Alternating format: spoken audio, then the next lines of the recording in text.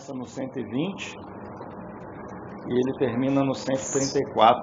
A gente já está no 132 já, que a Bíblia denomina de Cântico dos Degraus. Tem algumas versões, está Cântico de Romagem, né?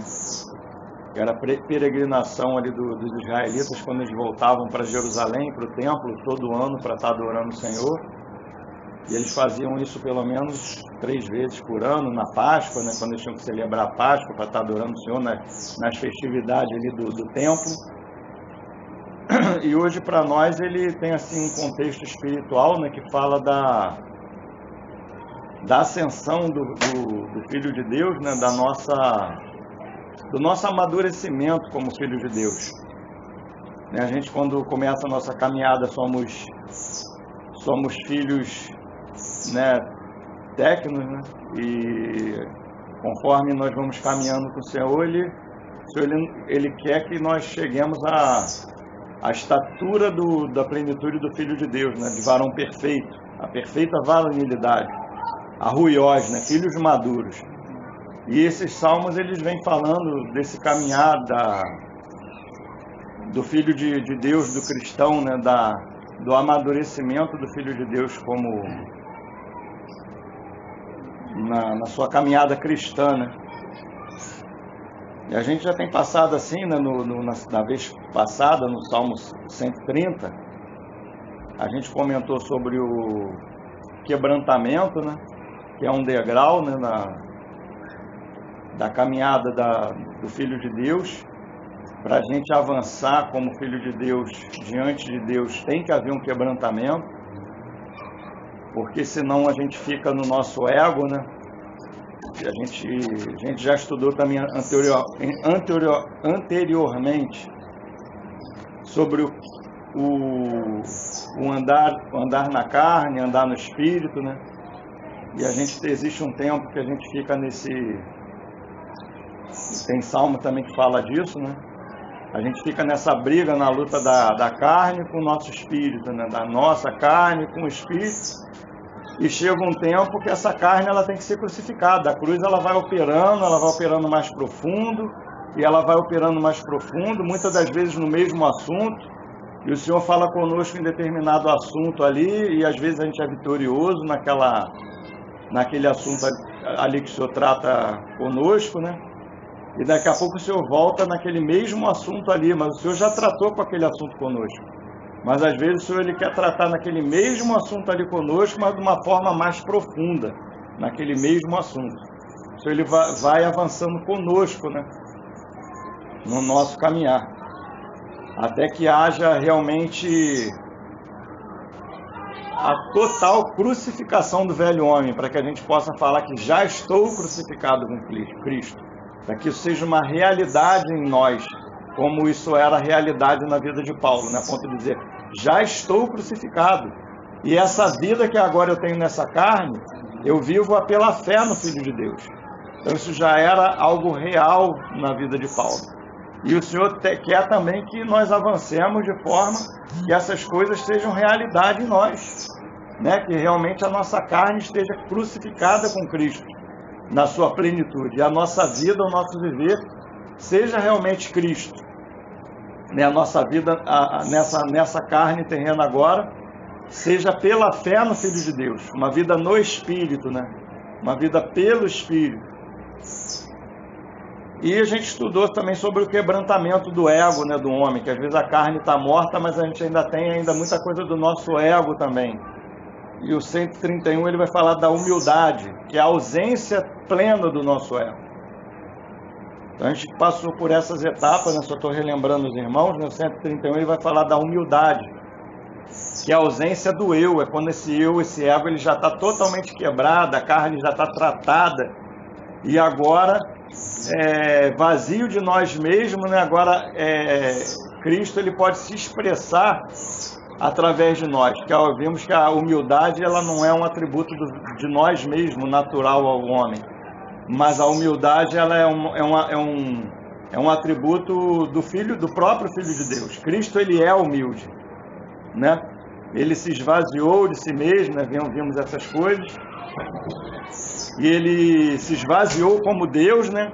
assumiu a forma de homem, de servo, a forma de carne, ele se fez carne, e como homem também ele se humilhou, né? Então a humildade, ela é um atributo do próprio Senhor. E é um degrau após outro degrau, né? A gente não tem como você chegar num determinado patamar com Deus sem você passar por um caminhar com Deus, uma vida de comunhão com Deus, de dia a dia com Deus, uma vida de oração, de estar com Ele, né? de caminhar com o Senhor, né? Como o próprio Senhor falou para Abraão, né? Abraão, anda na minha presença e ser perfeito. Entende? Então, para chegar a ser perfeito, existe um andar na presença de Deus. Não tem como você ser perfeito, chegar à perfeição, né? Que sabemos que está falando de Cristo isso, sem andar com Deus, né? Sem ter uma vida de intimidade com Ele, um dia a dia com o próprio Senhor. Então, Abraão, anda na minha presença e ser perfeito, mas depois que andar na presença de Deus. Né? E agora a gente está chegando no 132, é um salmo longo, né? A gente vai estar lendo agora, eu vou estar tentando expressar esse salmo aqui para os irmãos até resumidamente, porque ele é muito grande, é o maior de todos eles, e que o Senhor nos dê graça, né, para estar falando desse salmo aqui com os irmãos. É Salmo 132. Lembra-te, Senhor, a favor de Davi, de todas as suas provações, de como jurou ao Senhor e fez votos ao poderoso de Jacó. Não entrarei na tenda em que moro, nem subirei ao leito em que repouso. Não darei sono aos meus olhos, nem repouso às minhas pálpebras, até que eu encontre lugar para o Senhor, morada para o poderoso de Jacó. Ouvimos dizer que a arca se achava em Efratá, e a encontramos no campo de Jaar. Entremos na sua morada, adoremos ante o estrado de seus pés. Levanta-te, Senhor, entra no lugar do teu repouso, tu e a arca de tua fortaleza. Vistam-se de justiça os teus sacerdotes, e exultem os fiéis. Por amor de Davi, teu servo, não despreze o rosto do teu ungido. O Senhor jurou a Davi com firme juramento, e dele não se apartará. Um rebento da tua carne farei subir para o teu trono, se os teus filhos guardarem a minha aliança e o testemunho que eu lhes ensinar. Também os seus filhos se assentarão para sempre no teu trono. Pois o Senhor escolheu a Sião, preferiu-a por sua morada. Este é para sempre o lugar do meu repouso. Aqui habitarei, pois o preferi. Abençoarei com abundância o seu mantimento, e de pão fartarei os seus pobres. Vestirei de salvação os teus sacerdotes, e de júbilo exultarão os seus fiéis. Ali farei brotar a força de Davi. Preparei uma lâmpada para o meu ungido. Cobrirei de vexame os seus inimigos, mas sobre ele florescerá a sua coroa. Amém. Então a gente vê, né, que esse salmo é um salmo longo, né? Diferente do Salmo 131, que fala da humildade, né, do servo de Deus, que é um salmo bem curtinho. Então a gente vê que quem é humilde, né, ele não tem muita coisa para falar de si mesmo. Então o Salmo 131, que fala da humildade, ele é bem curtinho mesmo. Mas diferente, esse salmo aqui, 132, ele é um salmo mais longo desses salmos, né, que fala dos degraus aqui, né, um salmo bem longo, que é um salmo que ele fala de mutualidade, né, mutualidade e desejo mútuo, né, o desejo do homem para com Deus e o desejo de Deus para com o homem. Por isso que ele é um salmo tão extenso. E ele também é um salmo que fala da união, né, do homem com Deus. Dessa união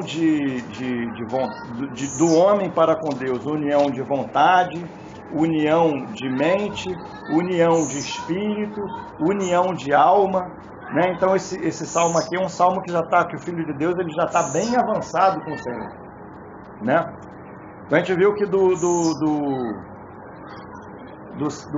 são 15 salmos, né? Os 5 primeiros salmos que a gente estudou, ele vai falar de purificação, né? Santificação, da purificação do Filho de Deus. Os 5 primeiros vão falar disso, purificação. Então essa alma, ela estava, a gente viu que estava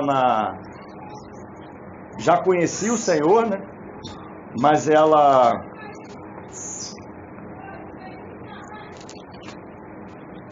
era peregrina em Meseque e habitava nas tendas de Quedar, que é uma figura do mundo, né? Ela começa assim. Então, os 5 primeiros salmos, ele vai falar de purificação do Filho de Deus, um estágio de purificação, santificação, separação para Deus. Os outros 5 salmos, que vai chegar até o 10º salmo, né? Já vai falar de iluminação. Né? É um estágio da vida cristã que o Senhor ele vai se revelar mais, vai se mostrar mais. O Filho de Deus já vai ter um entendimento bem claro do Senhor, da obra do Senhor, das coisas do Senhor, né? Então são os outros 5 salmos. E os últimos 5 agora vai falar de união com o Senhor. Então essa alma aqui agora no Salmo 132 já vai expressar bem forte essa síntese de união da nossa vida com o Senhor, de estar unido de pensamento. Quando a gente estuda esse Salmo 132, a gente vê que esse Filho de Deus aqui, o pensamento dele já é o mesmo pensamento de Deus. A vontade dele já é a vontade de Deus. O sentimento dele é o mesmo sentimento de Deus. Então aqui há uma mutualidade, uma reciprocidade, né? Então ele começa: lembra-te, Senhor, a favor de Davi, de todas as tuas provações, de como jurou ao Senhor, fez votos ao poderoso Jacó. Não entrarei na tenda em que moro, nem subirei ao leito em que repouso. Não darei sono aos meus olhos, nem repouso às minhas pálpebras, até que eu encontre lugar para o Senhor, morada para o poderoso de Jacó. Então a gente vê aqui que a mente de Davi, né, ela está não somente o coração dele, a mente dele, ela está no Senhor, né? O amor de Davi está revelado ao Senhor, totalmente direcionado ao Senhor, né? E não somente ao Senhor, mas ele também mostra um amor, né, pela obra do Senhor, pela casa do Senhor, pela morada do Senhor. Então aqui a vontade de Davi, a mente de Davi, os desejos de Davi, eles estão todos voltados para o Senhor e para as coisas do Senhor, né? E aqui ele fala das aflições de Davi, né? Que ele agora ele fez um voto, né? Ele fala para o Senhor lembrar disso. Lembra-te, Senhor, a favor de Davi, de todas as suas provações. Que ele fez voto, né? Que ele não entraria na tua casa, não subirei ao leito em que repouso, nem darei sono aos meus olhos, nem repouso às minhas pálpebras, até que eu encontre lugar para o Senhor. Morada para o poderoso de Jacó. Né? Agora, o que era importante para Davi era a morada de Deus, a casa de Deus. Ele ansiava a encontrar repouso para Deus. Né? E ele se recusava até de entrar na sua própria casa, ter uma noite de sono, né? Mas por causa de Deus, as aflições dele, pelas coisas de Deus. Né? Assim, mas não é assim uma aflição qualquer. Não é uma aflição, a aflição de Davi mostrada aqui nesses textos que a gente leu, não é uma aflição de Davi pelo dia a dia, pelo trabalho dele, pela guerra, nada por ele, mas é uma aflição por amar a Deus, por amar as coisas de Deus, né? Por reconhecer que Deus, existia um desejo no coração de Deus, e Davi ansiava por realizar esses desejos de Deus. Então a vontade de Deus, a vontade de Davi, ela estava unida à vontade de Deus. E Davi aqui se expressa. Queria ler alguns textos com os irmãos, 1 Pedro 4:12, Colossenses 1, de 24 a 29, e 2 Timóteo 4:5 e 2 Timóteo 2:3. Os irmãos... Eu vou repetir. Os irmãos que forem achando, pode ir lendo. 1 Pedro 4:12, Amados, não estranhei a ardente prova que vem sobre vós, para vos tentar, como se coisa estranha vos acontecesse. 13 também? Pode ler o 13. Mas alegrai-vos do fato de seres participantes das aflições de Cristo, para que também, na revelação da sua glória, vos regozijeis e alegreis. Se pelo nome de Cristo sois vituperados, bem-aventurados sois, porque sobre vós repousa o Espírito da glória e de Deus. Quanto a eles, se ele se blasfemando, mas quanto a vós é glorificado. Só até aí, tá bom. Colossenses 1, 24 a 29. 1 Pedro 4, 12. 12 ela leu até qual que a irmã leu? 17. Até o 17, até o 14? Até o 17. 17. Colossenses 1, 24 a 29. Eu digo que agora eu padeço por vós, na minha carne, fruto do resto das aflições de Cristo, também pelo seu corpo, que é a igreja, da qual eu estou feito ministro segundo a dispensação de Deus, que me foi concedida para convosco, para cumprir a palavra de Deus. O mistério que esteve oculto desde todos os séculos e em todas as gerações, e que agora foi manifesto aos seus santos, aos quais Deus quis fazer conhecer quais são as riquezas da glória deste mistério entre os gentios, que é Cristo em vós, esperança da glória. Amém. Amém. Anunciamos, admoestando a todo homem, e ensinando a todo homem em toda sabedoria, para que apresentemos todo homem perfeito em Cristo Jesus. Para isto também trabalho, combatendo segundo a sua eficácia, que opera em mim poderosamente. Amém. Amém. 2 Timóteo 2, 3.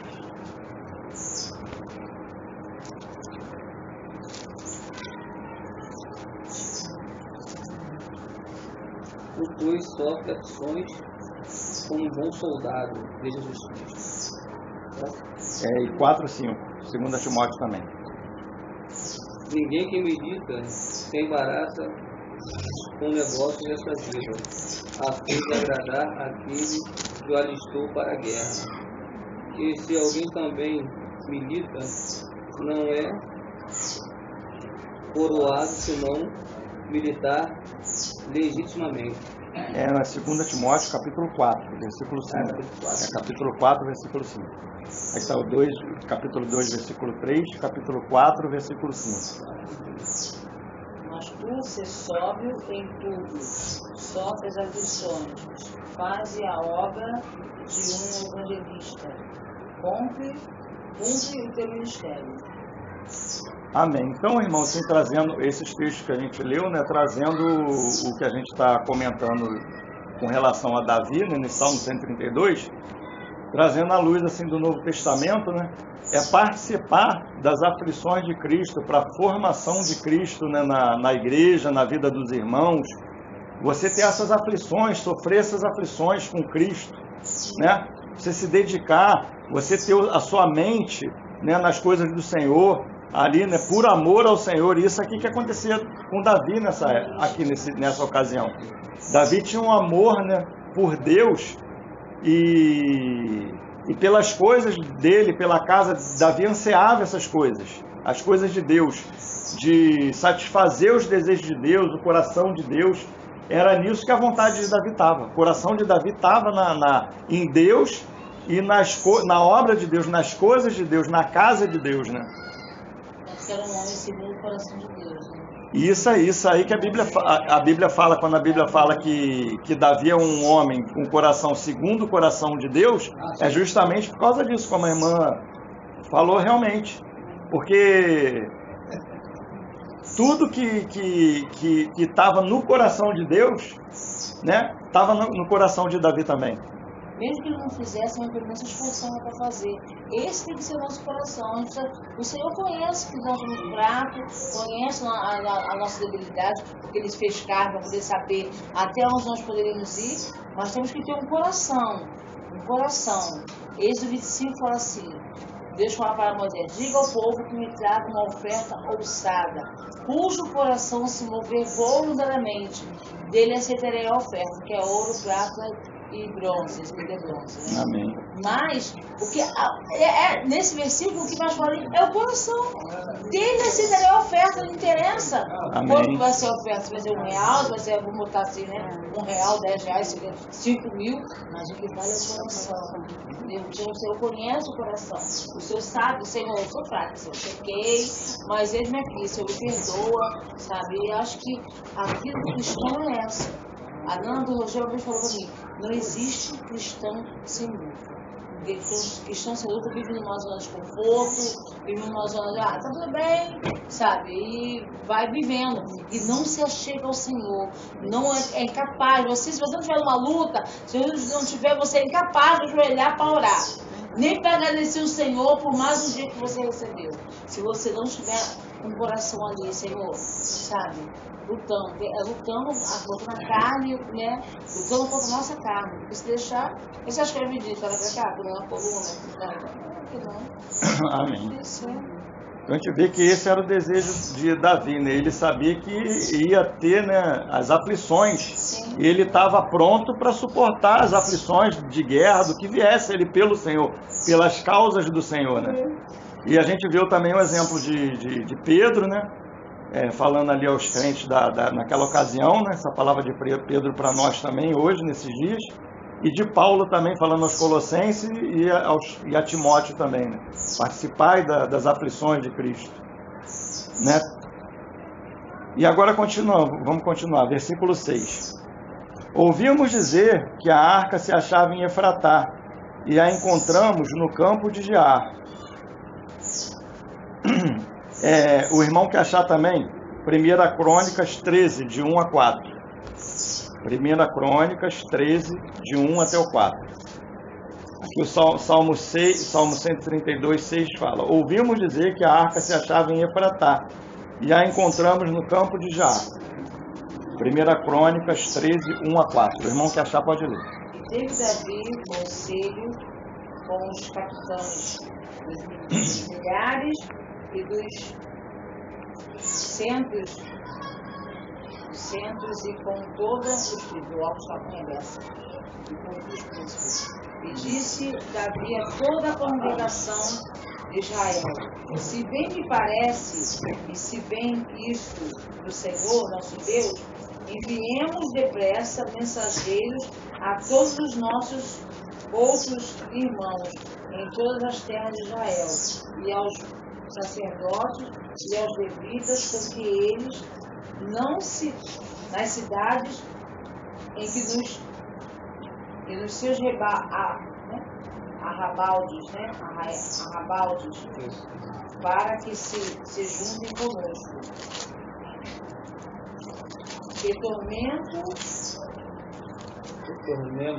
Retornemos a trazer para nós a arca do nosso Deus, porque a não buscamos aos dias de Saul.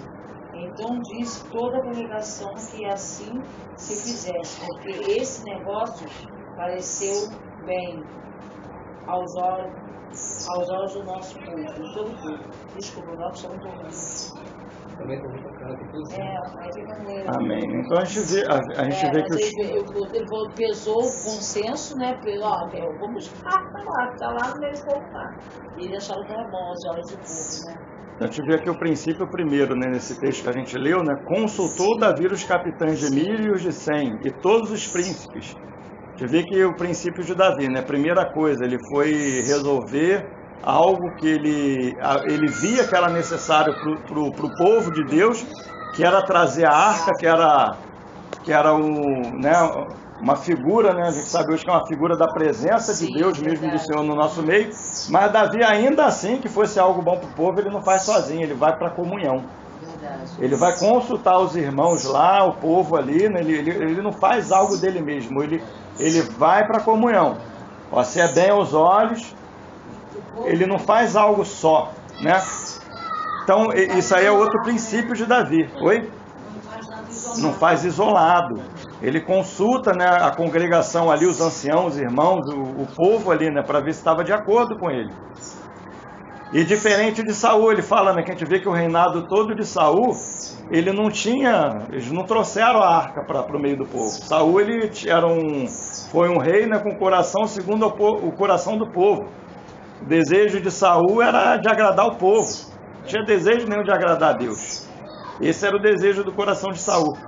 Saul foi um rei que tinha um coração segundo o coração do povo. Davi não, foi um rei com coração segundo o coração de Deus, né? O coração de Deus estava, como a gente comentou ainda aqui, estava no Senhor, nas coisas do Senhor, da vontade do Senhor, diferente de Saul. Não, então esse é outro exemplo para nós também, fazermos tudo na comunhão, né? Mas o intuito é agradar a Deus, não agradar o povo, nem agradar o homem, né? Esse daí é o princípio, né, de satisfazer o coração de Deus, não satisfazer o coração do homem. E fala aqui, né, ouvimos dizer que a arca se achava em Efratá e a encontramos no campo de Jaar. Voltamos aqui para Salmo 139, 132, 6. Interessante, né, que Davi, desde a sua mocidade, quando ele era pastor de ovelha, que ele pastoreava ali ainda jovem, ele ouvia dizer, mas Davi ele nunca tinha visto a arca, né? Então provavelmente aqui é outro incentivo para nós, aquele jovem Davi, pastor de ovelha ali naqueles campos ali, mas sempre tinha alguém falando para Davi da arca, sempre tinha alguém falando de Davi a arca. Então a gente vê que Davi, o amor de Davi foi aumentando pelo Senhor, porque tiveram homens de Deus, provavelmente anciões, pessoas ali que pegava aquele jovenzinho ali e falava da arca para aquele jovem, né? Então é outro exemplo para nós hoje, tá falando, né, do Senhor para os jovens, passando o nosso conhecimento do Senhor para os jovens, né? E aquelas pessoas ali falavam para Davi, né, provavelmente a história da arca, né, no meio do povo ali de Israel, ali no meio do deserto, como a arca ia conduzindo o povo ali no meio do deserto, quando eles entraram em Canaã, né, ali em Jericó, ali com a arca ali. Então essas histórias todas elas eram contadas para Davi, e aquilo dali começava a arder no coração de Davi desde a sua mocidade. Ele já era um jovem que amava o Senhor, né? E ali ainda atrás das ovelhas, ali no campo, Deus contemplava Davi, o amor de Davi, né? Que Davi não tirava a arca da mente dele. Ele ouvia dizer, e todas aquelas histórias ali da arca estavam na mente de Davi, e aquele amor pela arca, pelo Senhor, pelas coisas do Senhor, ia crescendo no coração de Davi. Ouvimos dizer que a arca se achava em Efratá. É seguido, né, da palavra e a encontramos. Porque eu creio que muitas pessoas naquela época ali ouviam dizer que a arca estava naquele lugar. Mas quantos tiveram no coração de ir lá buscar a arca? De trazer a arca para o meio do povo. A gente ouve dizer do Senhor, ouve dizer de tantas coisas, sabe? Mas a gente tem que ter o coração também de encontrar o Senhor, de buscar Ele. Sabe? Não é só... Jó, na sua carta, ele fala, né? Muito tempo eu conhecia ele de ouvir falar. Agora meus olhos te veem. Então esse aqui é o sentido, né? Então Davi, ele por muito tempo, ele ouvia falar da arca. Mas quando ele se fez rei ali, que ele teve poder na mão dele, a primeira coisa que Davi fez foi conquistar Jerusalém dos jebuseus ali, que era tomada por povo jebuseu, né? Foi a primeira coisa que Davi fez como rei. Foi conquistar, né, a cidade de Jerusalém, né? A gente sabe que é Jerusalém ali onde os jebuseus estavam, e trazer a arca para lá, para o meio do povo, né? Então esse foi o primeiro ato de Davi como rei. conquistar Jerusalém e trazer a arca por meio do povo. Ouvimos dizer que a arca se achava em Efratá. E a encontramos. Houve uma busca, houve uma procura, um desejo, um anseio de saber onde que ela estava. Vamos procurar a arca, vamos buscar o Senhor e a encontramos. E agora vamos trazer o Senhor. Vamos trazer o Senhor para o meio do povo do Senhor. O Senhor que estava longe nos tempos de Saul, que não se dava importância para o Senhor, agora vamos trazer o Senhor para perto do povo. Quer que o Senhor, Ele quer habitar entre nós, no meio de nós, e hoje sabemos que Ele habita em nós, né? Amém. Hoje o Senhor, Ele faz morada. Aqui era uma figura, né? Hoje nós sabemos que nós estamos na realidade, né? Foi feita uma obra, né? E o Senhor agora Ele nos fez casa, né?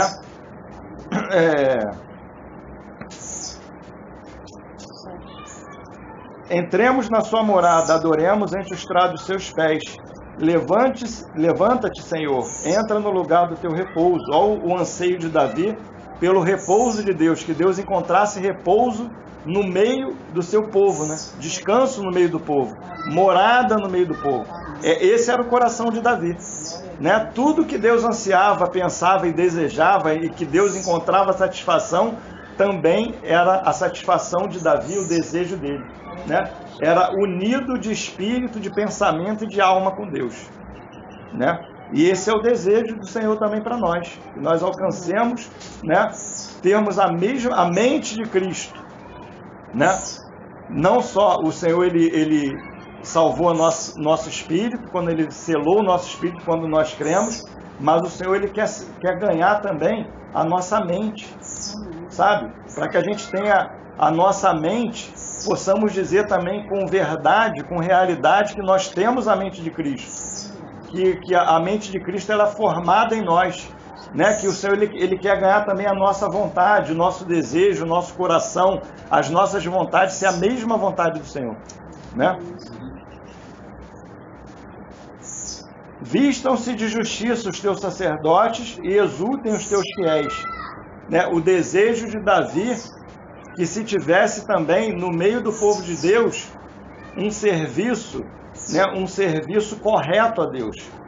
Vistam-se de justiça os seus sacerdotes e exultem os seus fiéis, né? Um serviço a Deus no meio do povo de Deus correto. Essa também era um desejo do coração de Davi, que o povo de Deus servisse a Deus, né? Mas servisse a Deus de forma correta, adequada. Vistam-se de justiça os teus sacerdotes e exulte os teus fiéis. Por amor de Davi, teu servo, não despreze o rosto do teu ungido. O Senhor jurou a Davi com firme juramento, e dele não se apartará. Um rebento da tua carne farei subir para o teu trono. É Salmo 132, agora eu estou lendo do versículo 11, 12 em diante. O Senhor jurou a Davi com firme juramento, e dele não se apartará. Um rebento da tua carne farei subir para o teu trono.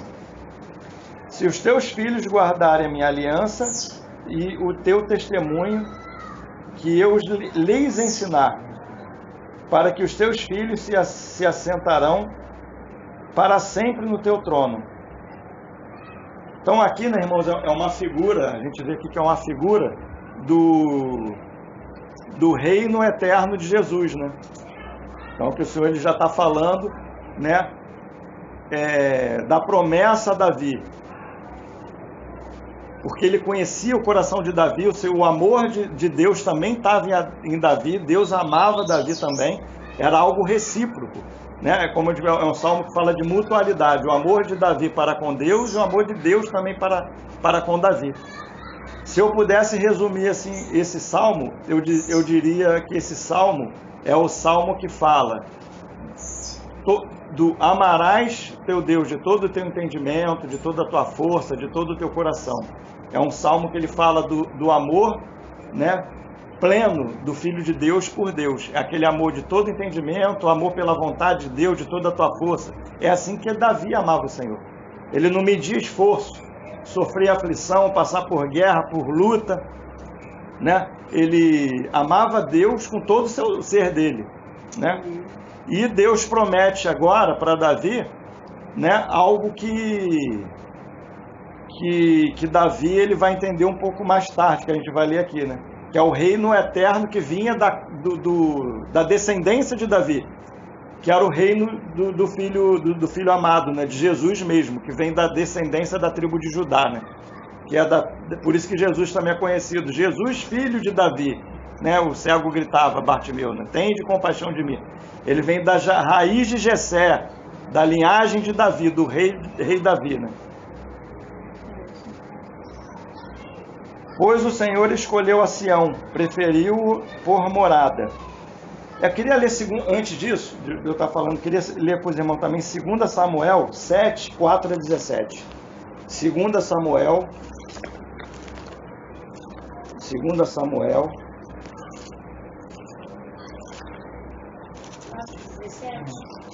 4, 7, 4 a 17. É 7. 7, 4. Isso, 2 Samuel 7, do 4 até o 17. Porém, sucedeu naquela mesma noite que a palavra do Senhor veio a Natã, dizendo: Vai e dize ao meu servo Davi: Assim diz o Senhor: Edificarei-lhes tu uma casa para a minha habitação, porque em casa nenhuma habitei, desde o dia em que fiz subir os filhos de Israel do Egito, até o dia de hoje. Mas andei em tenda e em tabernáculos, e em todo o lugar em que andei com todos os filhos de Israel.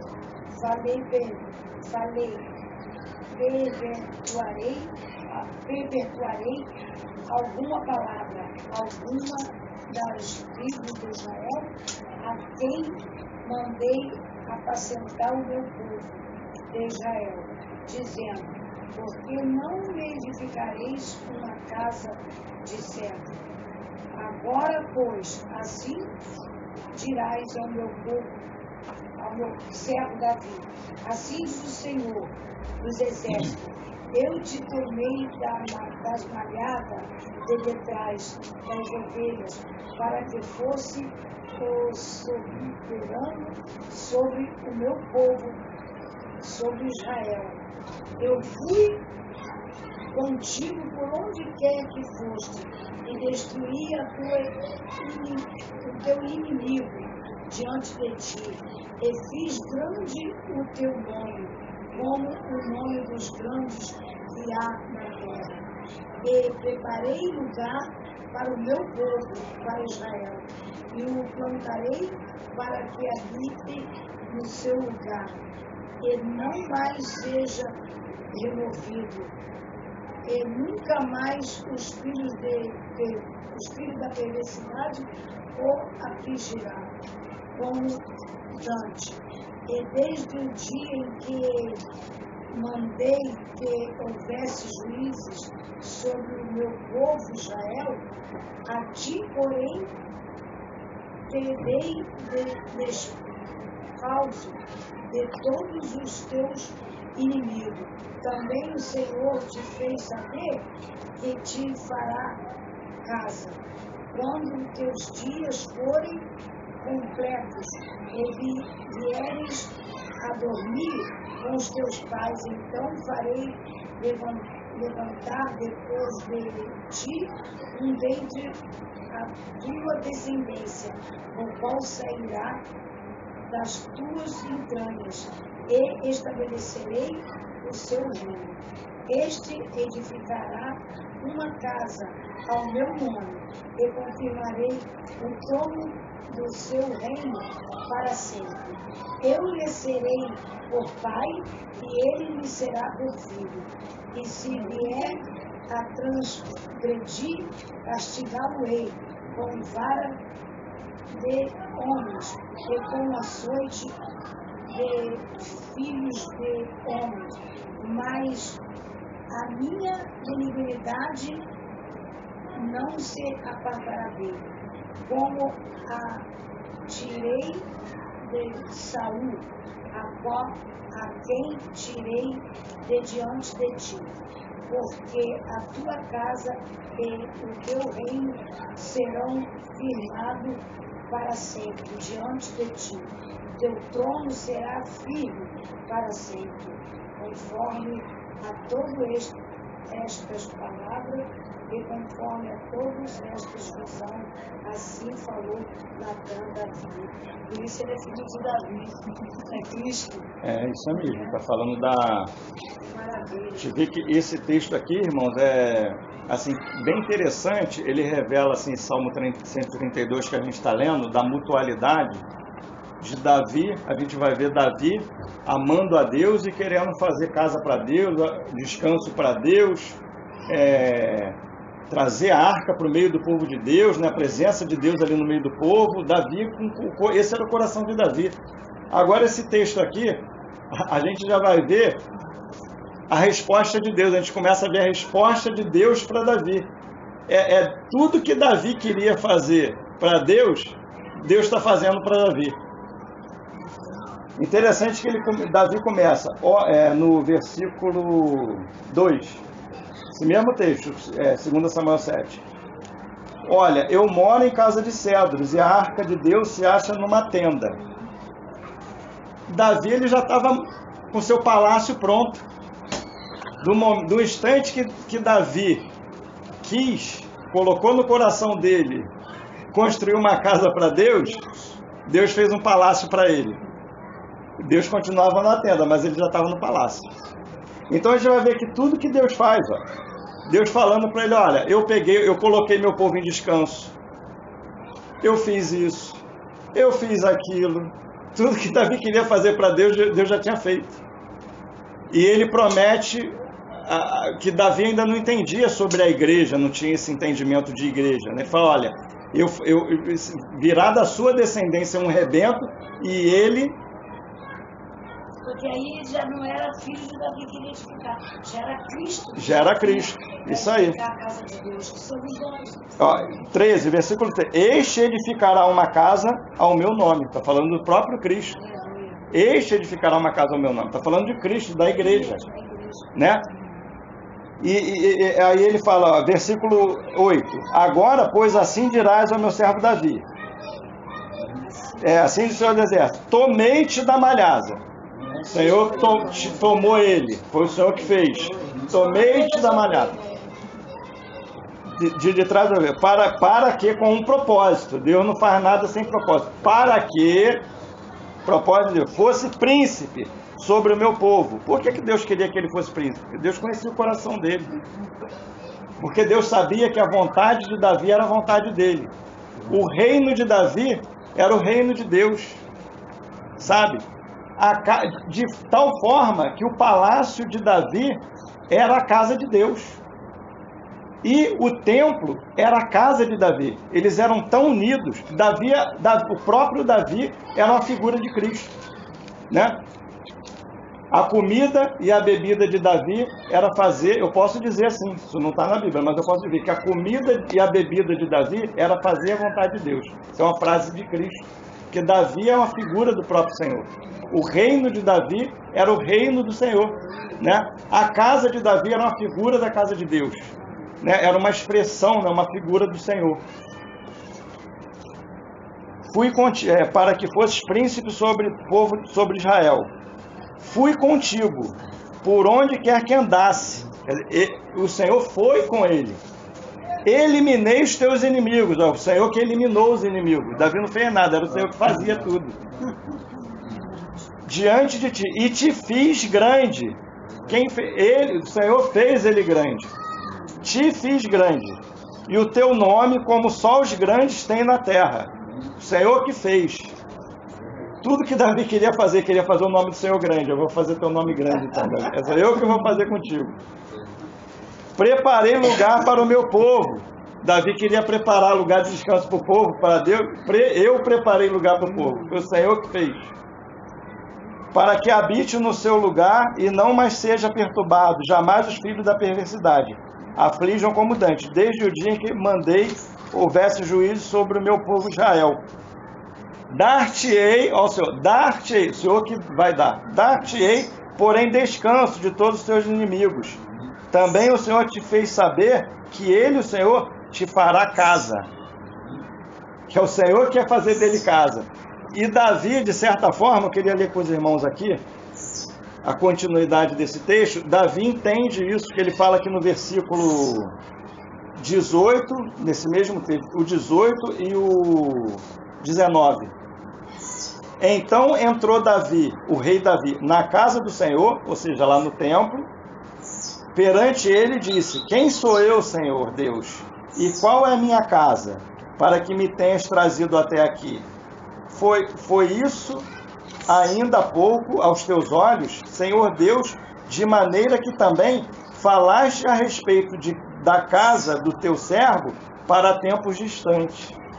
Davi entendeu que não era no tempo dele, que era hoje a igreja, né? Era um tempo. E isto é a instrução para todos os homens, ó Senhor Deus. Uma instrução para todos os homens, né? Vamos voltar lá para o Salmo 132.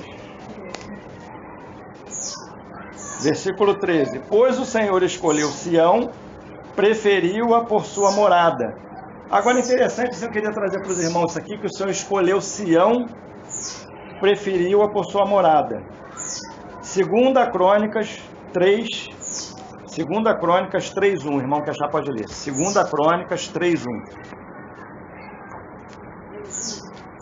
E começou Salomão a edificar a casa do Senhor em Jerusalém, no monte Moriá, onde o Senhor aparecerá a Davi, seu pai, no lugar que Davi tinha preparado na eira de Ordã, o Jebuseu. E começou a edificar no segundo mês, no segundo dia, no ano 4 do seu reinado. Solta aí, tá bom, solta aí. Então, eu quero trazer esse texto aí, que a gente vê que Salomão, quando ele construiu o templo, ele construiu no monte Moriá. Mas no Salmo aqui ele fala que pois o Senhor escolheu a Sião, preferiu-a por morada. Então a gente vê que Sião é a igreja. a gente vê que, por exemplo, na geografia de Jerusalém, é o Monte Moriá, Monte Sião à direita, Monte das Oliveiras à esquerda, de frente para o Monte Sião, o Monte das Oliveiras, e mais aqui é o Monte Moriá. Mas até hoje, se você for procurar aonde que foi construído o templo, que é onde tem o Domo da Rocha lá, o Muro das Lamentações, você vai ver o Monte do Templo. Dificilmente você vai achar um estudo que vai falar que ele ali era o Monte Moriá, né? Mas a gente vê que Salomão ele construiu o templo no Monte Moriá, né? O que era que tinha no Monte Sião? No Monte Sião era o reino de Davi, era a casa de Davi. Lá que saíam as leis, né? Lá que era o governo, o Senhor estava falando do governo. Ali era estabelecido o governo de Deus, onde tinha o trono de Davi, né? Então, onde Davi reinava, era onde Deus estava reinando. Onde Davi morava, por isso que ele fala, eu preferi Sião. Era onde... O que quer dizer aqui, irmãos? O que está querendo dizer aqui? Que Deus ele era tão unido, já falei isso, vou repetir.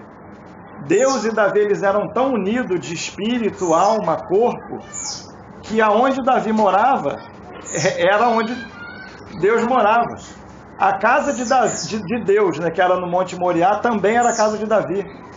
Eles eram unidos de alma, espírito, mente, vontade, né? Então esse salmo do Salmo 131 até o 134, ele vai falar da união do Filho de Deus, né? Como eu falei, os 5 primeiros, purificação, os 5 do 5º Salmo até o 10º, iluminação ou revelação, e desse 131 a 134, o assunto é união com Deus, é o servo plenamente unido com Deus, ni amor, ni mente, ni vontade, né? Então agora Deus fala, né? Pois o Senhor escolheu a Sião, preferiu-a por sua morada. Este é para sempre o lugar do meu repouso. A gente vê que Sião, como a irmã falou, Sião depois da Bíblia, hoje se a gente for pesquisar, Sião ele virou um sinônimo da igreja, como a irmã falou. As leis saíram dali. Sião, quando a gente fala de Sião agora, toda aquela região ali de Jerusalém, do templo, do monte, virou tudo Sião, né? Virou tudo uma expressão de Sião, né? Antes era Monte Moriá, Monte Sião, mas agora tudo ali é Sião. E a gente vai ver até expressão, né, quando se fala da Jerusalém eterna em Apocalipse, tem Salmo, acho que é Salmo, tem anotado aqui, 125, que fala, os que confiam no Senhor são como os montes de Sião, que não se abalam, mas permanecem para sempre. Está falando da eternidade do reino de Deus. Então Sião agora, ele fala da Jerusalém eterna também. A gente vai ver texto falando de Sião ao mesmo tempo a gente vai ver que está falando da Nova Jerusalém, lá em Apocalipse. Também é Sião, né? Que é de onde tem o governo de Deus, onde Deus estabelece o governo de Deus, onde a vontade de Deus ela é feita. Então Sião agora não é tão somente um monte, é de onde procede o governo de Deus. Naquela ocasião ali era da casa de Davi ali. E a gente vai ver, se a gente for estudar isso mais profundo, que Davi constrói a casa dele, e a partir da casa dele, que é em Sião, ele vai ganhando toda a localidade ali pro Senhor. Todo o reino de Deus, toda a plenitude ali, ele vai ganhando tudo ali, vai guerreando as guerras, e as guerras de Davi eram as guerras de Deus. Toda a vitória de Davi era a vitória de Deus, e Davi tinha consciência disso. Ele não reinava para si. Davi, ele reinava para Deus. O reino de Davi era o reino de Deus. Por isso que fala que o próprio Senhor, escolheu o Sião como morada, né? Pois 14. Este é para sempre o lugar do meu repouso. Aqui habitarei, pois o preferi. Abençoarei com abundância o seu mantimento, e de pão fartarei os seus pobres. Agora a resposta de Deus também aqui no Salmo, né? Quem tem a sua vontade no Senhor, né, o Senhor ele prospera, ele não deixa, né, com necessidade, é fartura de pão. Vestirei de salvação os seus sacerdotes, e de júbilo o exultarão os seus fiéis. Né? A petição de Davi era: vistam-se de justiça os seus sacerdotes. A resposta de Deus: vestirei de salvação. Quer dizer, ele está dando mais que Davi está pedindo.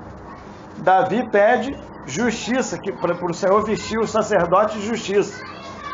O Senhor está falando: vestirei de salvação os seus sacerdotes. E Davi fala: e exultem os seus fiéis. A resposta de Deus no 16: e de júbilo exultarão os seus fiéis. Ali farei brotar a força de Davi. Preparei uma lâmpada para o meu ungido. Cobrirei de vexame os seus inimigos, mas sobre ele florescerá a sua coroa. Né? Então isso aqui está falando de revestimento na vida de Davi, no poder de Deus mesmo, de autoridade de Deus. Né? Sobre ele florescerá a sua coroa. É a autoridade de Deus mesmo na vida de Davi. Preparei uma lâmpada para o meu ungido. Né? Preparei uma lâmpada. As pessoas vão ver, né, na vida de Davi o brilho do próprio Deus ali, a vida de Deus na vida de Davi. Amém, irmãos? Eu vou ficar. Começa no 120 e ele termina no 134. A gente já está no 132 já, que a Bíblia denomina de Cântico dos Degraus. Tem algumas versões, está Cântico de Romagem, né? Que era a peregrinação ali dos israelitas quando eles voltavam para Jerusalém, para o templo, todo ano para